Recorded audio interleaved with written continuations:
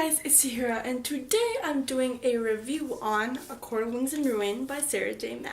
This is the third book to the A Court of Thorns and Roses series by Sarah J. Maas, and it follows a girl named Farah who is poor, and so one day she's out hunting in the forest and she kills a wolf, and that wolf turns out to be this immortal creature from this fairyland, and she's whisked away to this fairyland, and the story progresses from there. This review is mostly spoilery, and I'll say a few of my spoiler-free thoughts in the beginning, and then I'll jump into spoilers, but I'll give you a warning when that happens. So let's just go ahead and get started. So the first thing I noticed was that the beginning was very slow, and not much was happening. It was just a lot of explaining of things. There was really no action.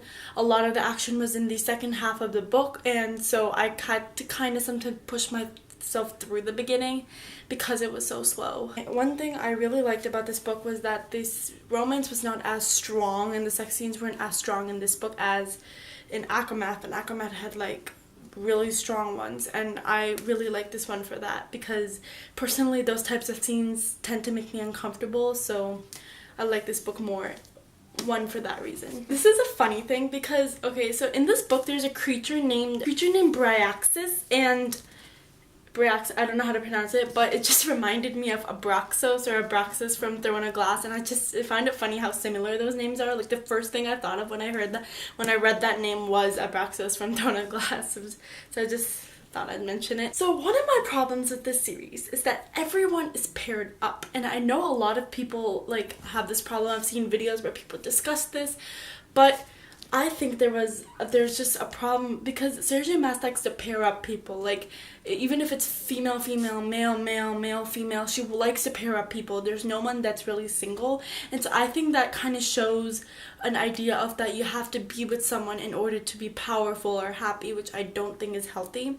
Like, I know many people who are fine being single, and no one's always wanting a guy or a girl to be with them. Like, that's not always how it is. So some of the parts in here were unrealistic. There were like almost nobody that was single except for a couple of people.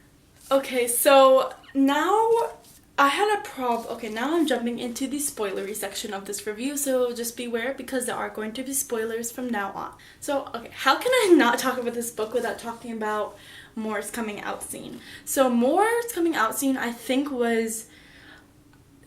was Sarah J. Maas trying to make a step towards adding more diversity in her books because of all the backlash that happened for her books in like the last year. She's been getting a lot of hate for having no diversity, for her books being all white and having no people of color, and she did have a person of color in Throne of Glass, but she killed her off.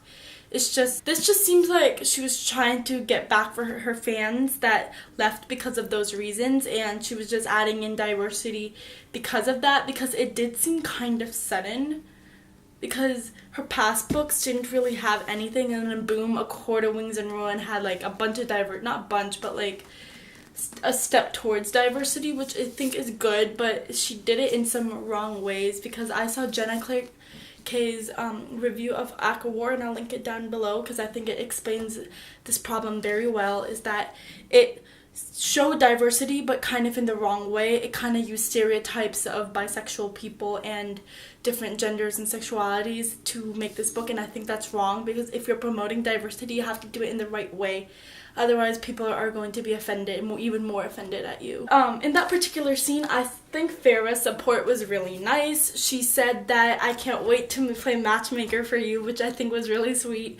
I loved that scene so much, and it really showed Ferris support for her and how she's with her with this decision and trusts her. And she said, "Oh, thank you. I'm honored that you told me the secret," and Moore was all happy, and it was just a happy scene, and I loved it. Okay, so when Ferris' father was coming in with the three ships, the Farah, the Elaine, and the Nesta, it took me by surprise, honestly, because honestly I didn't see anything, so nothing really happened in the book before, like no big thing or no like plot twists that really happened, and so when this happened I was like, okay, whoa, I didn't see that coming.